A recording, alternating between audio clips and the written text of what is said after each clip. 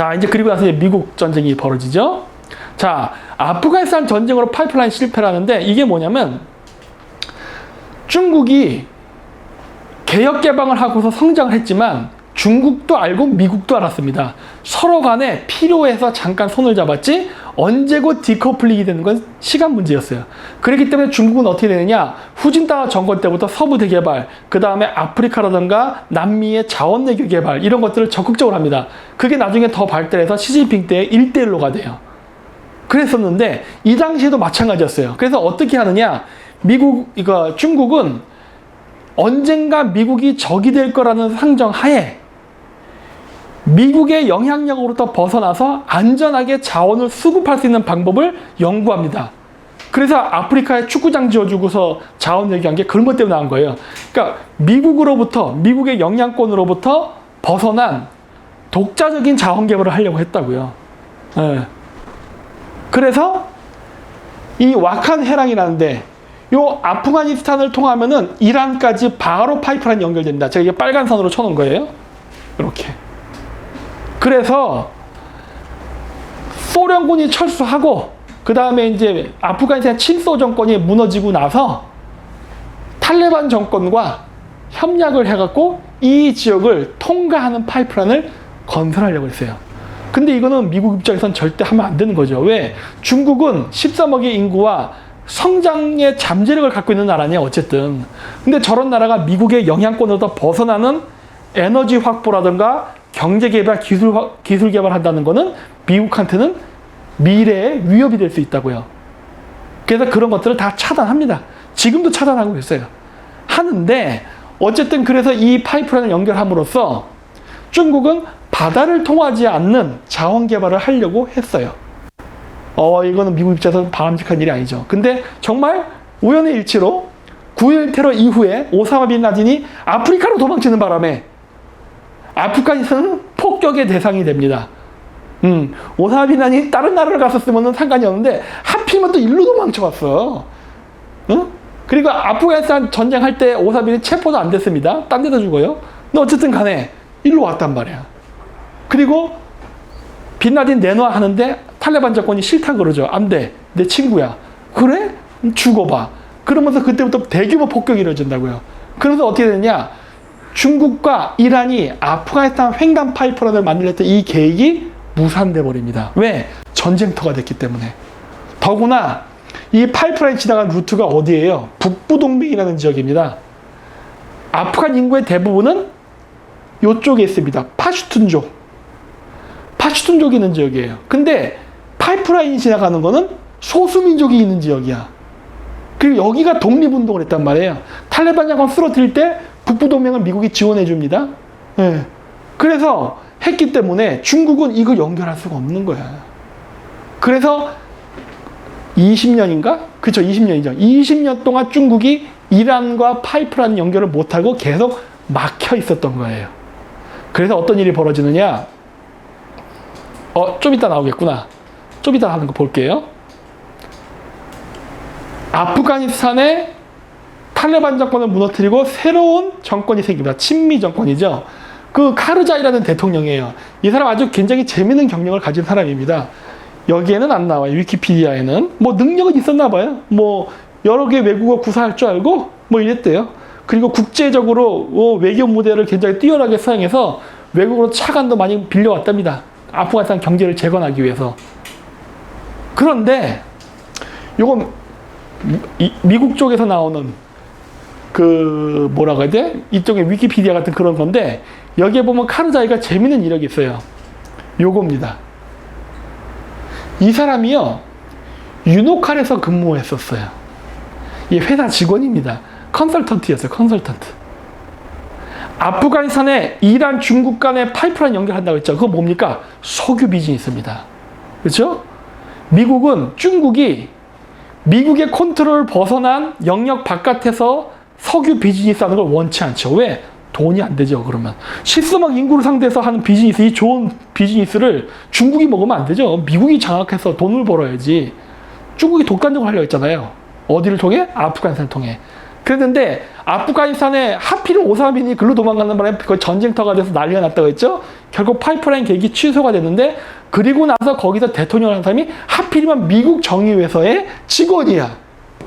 야, 우연일지도 이런 우연일치가 없죠. 네.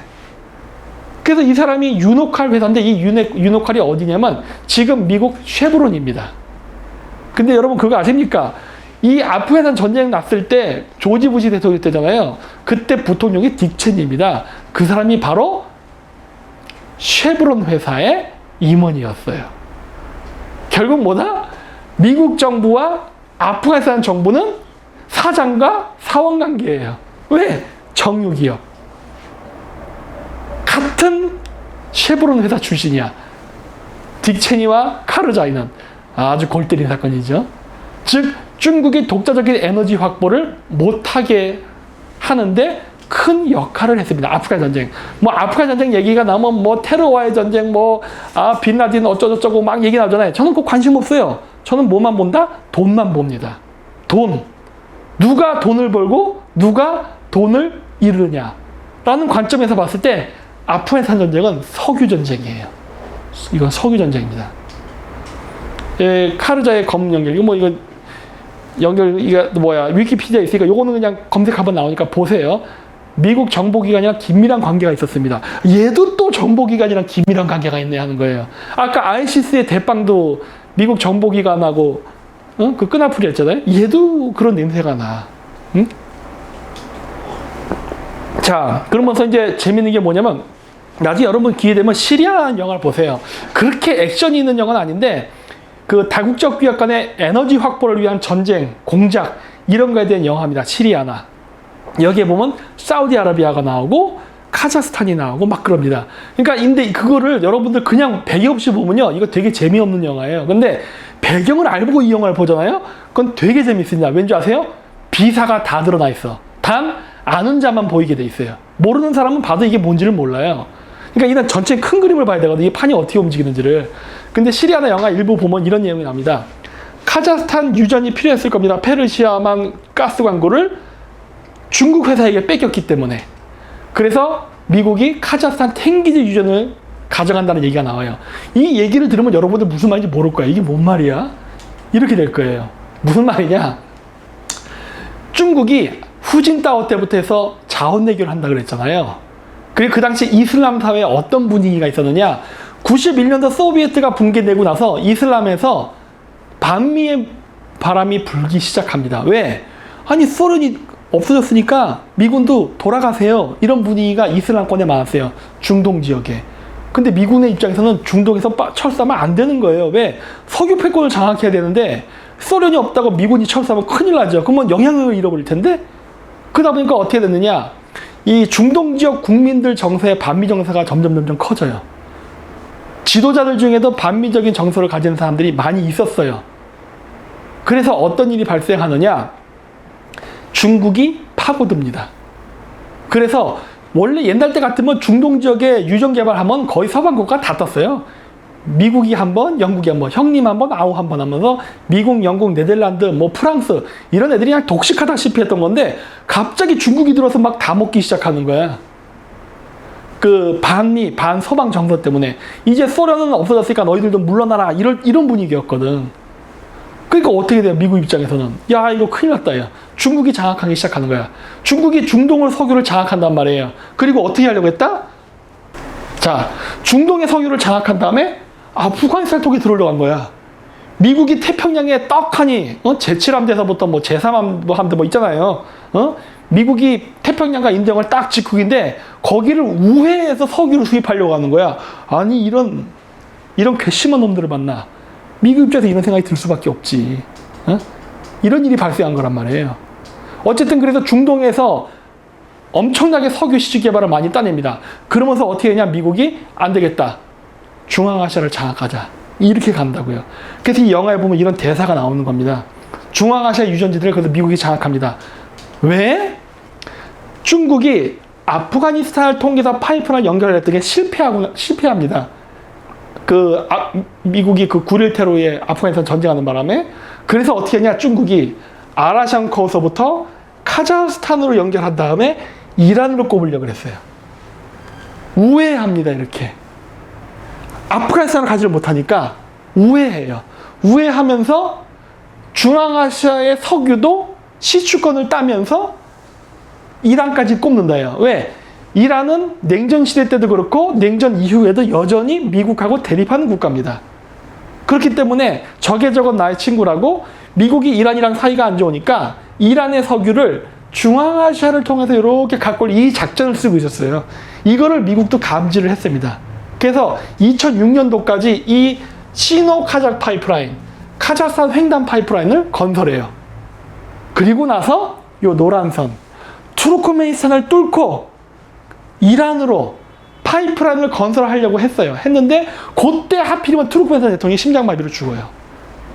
2012년인가 그럴 겁니다. 투르크멘바시라 그래서 제2의 김일성이라 부르는 독재자가 있었어요. 근데 이 사람이 꽃도 못 펴보고 갑니다. 그리고 나서 이 파이프라인 계획은 실패로 돌아가요. 이 전쟁이 다 연결되어 있다고 보는 거예요. 아프가니스탄 미국 전쟁으로 끝나는 게 아니에요. 이거 아프가니스탄 미국 전쟁하고 한 선이에요. 예전에 제가 얘기했던 우크라이나 전쟁이 있었죠? 소련군 쳐들어온 거. 그걸로 끝나는 게 아니다. 소련이 우크라이나를 침략해서 발생한 크림반도 점령 사건은 나중에 시리아에서 발생한 아이시스 테러 활동과 하나의 사건이다라고 제가 한번 얘기한 적 있잖아요. 이것도 마찬가지예요. 아프가니스탄 미국 전쟁 때문에 중앙아시아 석유 패권 영역이 그래서 발생한 거라고. 왜? 중국은 이걸 원했거든. 이렇게 연결되는 겁니다. 그래서 미국이 동유럽 중동 전선에 몰두하는 동안 중국은 반미 국가들을 우방으로 편입하면서 자원 해결을 한 겁니다. 남미의 반미 국가, 아프리카 반미 국가들을 자기가 친구가 되면서 필요한 자원을 이게 맺고 동맹 관계를 한 거예요. 대표적인 나라가 남미에선 베네수엘라입니다. 이랬던 거예요. 그랬고 중동의 반미 정서로 인해 미국은 중앙아시아 유전 지역 확보에 주력했습니다. 왜냐? 일종의 바둑과 같은 겁니다.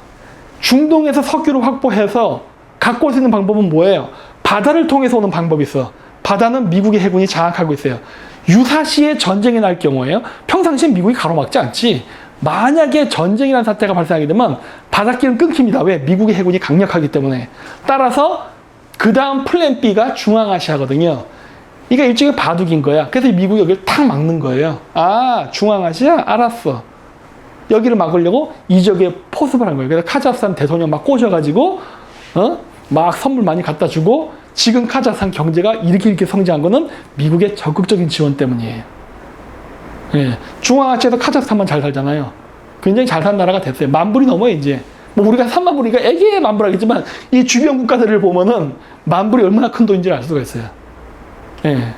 그래서 이런 식으로 하면서 계속 그레이트 게임을 했던 겁니다. 그리고 나서 아프가니스탄 횡단 파이프라인 건설에 실패한 중국의 중앙아시아 진출을 하다가 그때부터 부딪힌 거예요.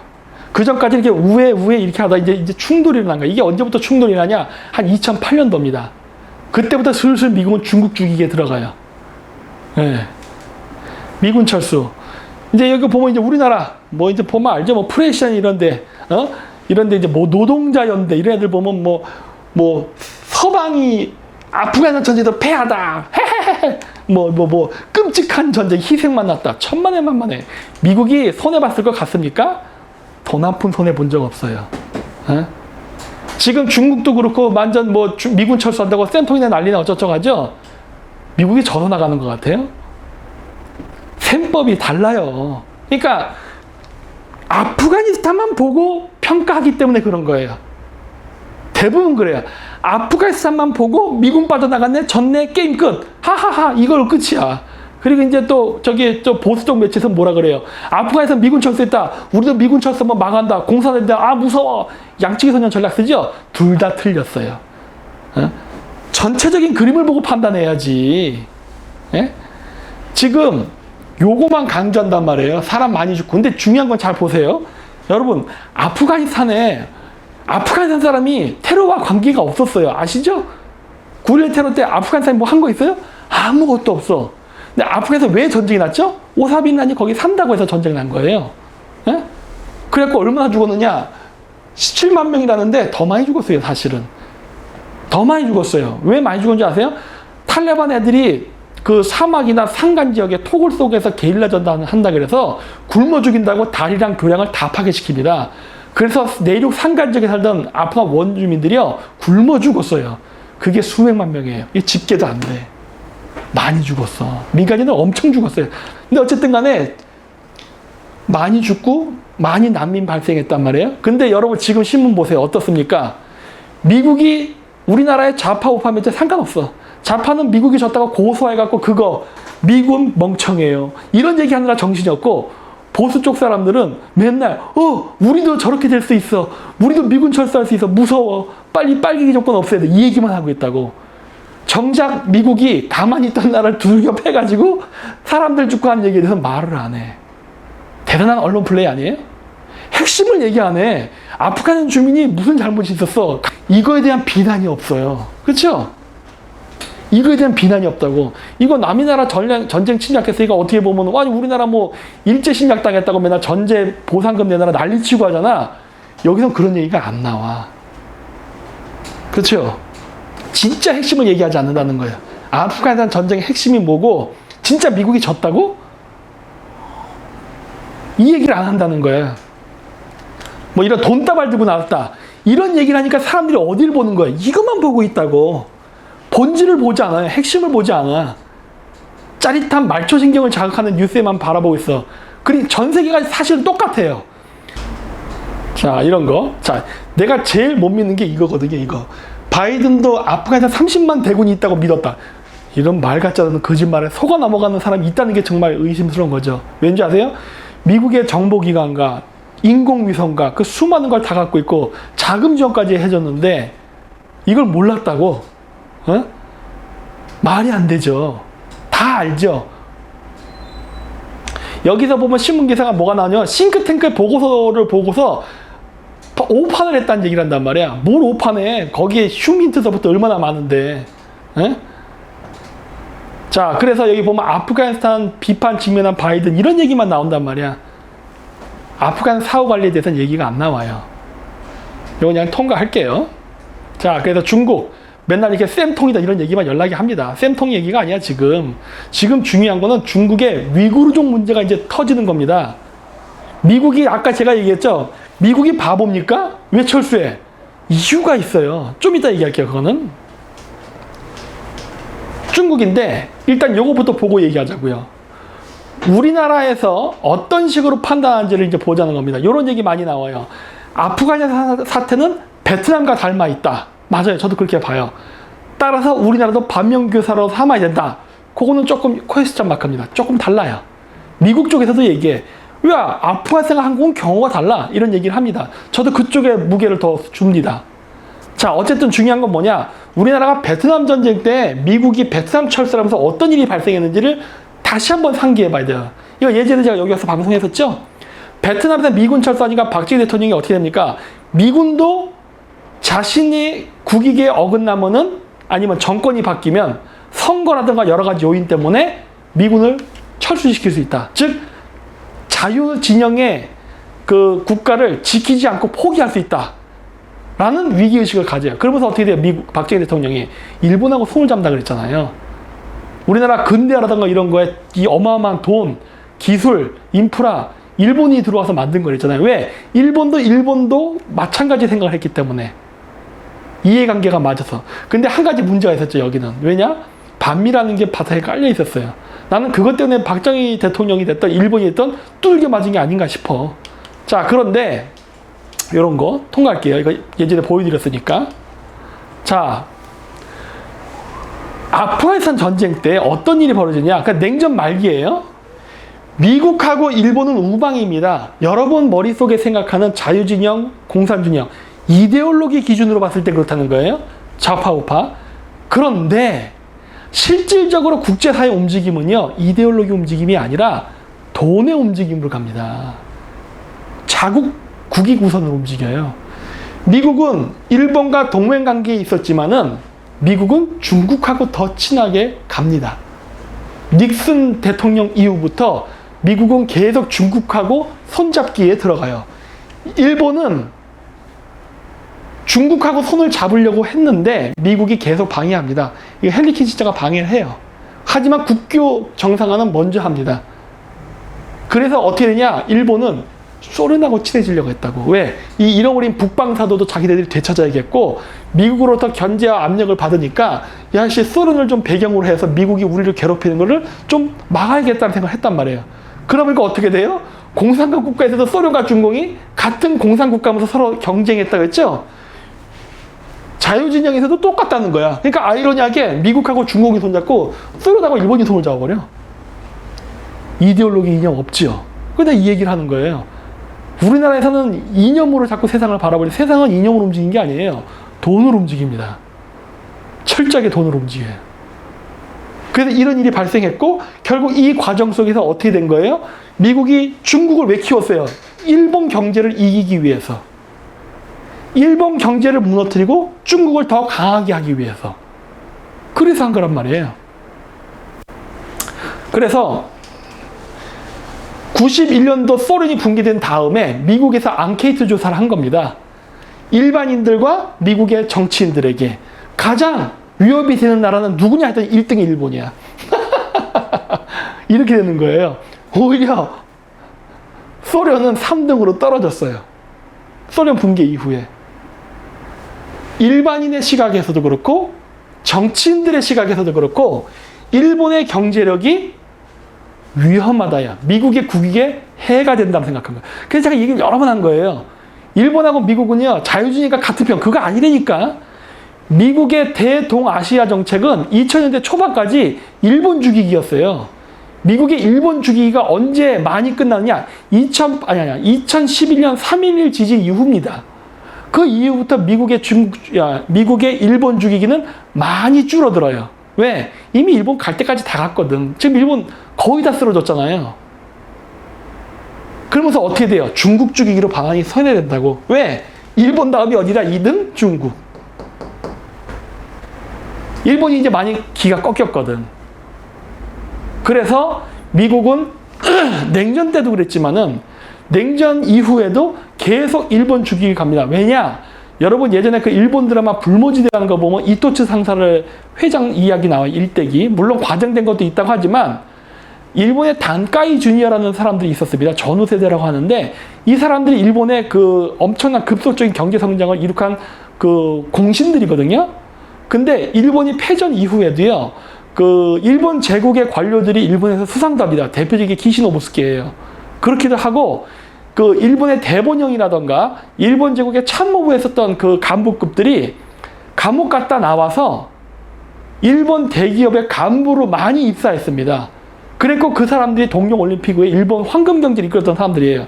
그래서 그 당시 어떤 얘기가 많이 나왔냐면 우리가 미국에게 전쟁으로 진 것을 경제로 이긴다라는 얘기를 정말 공공연하게 했어요. 저도 어렸을 때 그런 얘기 정말 많이 들었어요. 그래서 일본의 그 경제를 견인했던 사람들은 일본 제국 관료들이에요. 그러니까 2차 세계대전은 1945년 8월 15일 안 끝난 거야. 진행형이었어요. 경제전으로. 그랬기 때문에 미국은 일본의 경제를 죽이기 위해서 총력전을 집지를 할 때였거든. 그런데 그때 우리나라에서 어떻게 됐다? 경제 개발할 때 일본의 자금을 많이 썼다 했잖아요. 그러니까 어떻게 될까? 미국하고 사이가 나빠지는 쪽으로 갈 수밖에 없었던 거야. 그러니까 박정희 대통령의 경제 개발 5개년 계획 보면은 박정희 대통령 정권 말기에 어떤 일이 벌어지냐? 우리나라가 금융위기가 올 뻔합니다. 경제가 처음엔 막 성장했어요. 나중에 성장이 안 된 쪽으로 가요. 왜? 강력한 제재가 들어가기 시작한 거거든. 너 일본이랑 한 편이야? 야, 이거 안 되겠는데? 이렇게 간 거거든요. 그래서 미국은 끊임없이 일반인서부터 해서 계속 일본 죽이기에 들어갑니다. 그래서 옛날 영화 보면 로보캅이라든가 이런 거 보면은 항상 나쁜 캐릭터가 일본인으로 많이 나와요. 일본 영화, 아니 미국 영화 헐리우드 보면은 항상 적은 일본인입니다. 닌자 터틀, 애기들 보는 만화에도 나쁜 놈은 사무라이예요. 이런 식으로 반일 정서를 많이 심어요. 미국 내에서도. 그래서 일본을 계속 견제해서 결국은 일본을 제거시키는 데 성공합니다. 자, 그래서 미군이 철수할까 안 할까입니다. 요게 지금 얘기가 나오는 거예요. 한국, 베트남, 미얀마, 파키스탄, 아프가니스탄. 아프가니스탄과 베트남은 정말 닮았습니다. 정말 닮았어요. 근데 이 사례를 한국에다 붙이는 것은 말도 안 됩니다. 왜 말이 안 된다고 하느냐? 생각해 보세요. 한국이 북한한테 점령당해서 공산화가 되던 중국이 점령해서 중국화가 되던 뭐가 됐던 왜 안 된다고 얘기를 하느냐? 만약에